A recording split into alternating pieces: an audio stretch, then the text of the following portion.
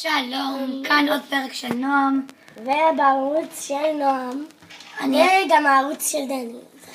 אני אראה לכם איך בונים מערכת אבטחה פשוטה מאוד. טוב, אז בואו ניגש לעניין. אתם צריכים, אני אדגים לכם על זה משהו קטן. נגיד יש פה דלת, הם לא רואים כלום.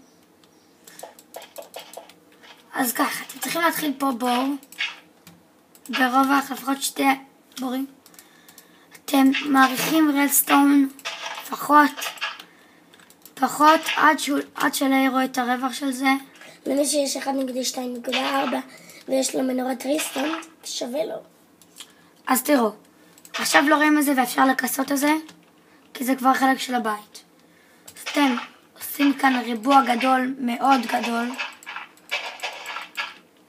שים כמו במעלית, ככה.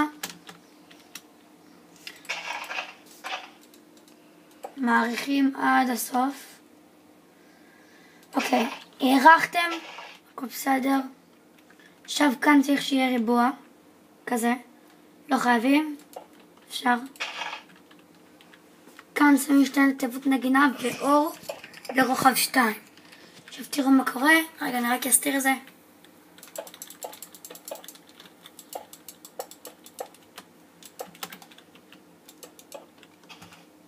אפשר להסתיר הכל, כמעט הכל. עד אז כאן הוא כבר לא רואה אוי, רגע, למה זה לא עובד? אוקיי. שנייה. אוקיי, עכשיו זה עובד. נגיד לילה, מישהו פורץ לכם לבית, עושה כלום. טינג. טוב, עד כאן אצל נועם. ביי. ביי.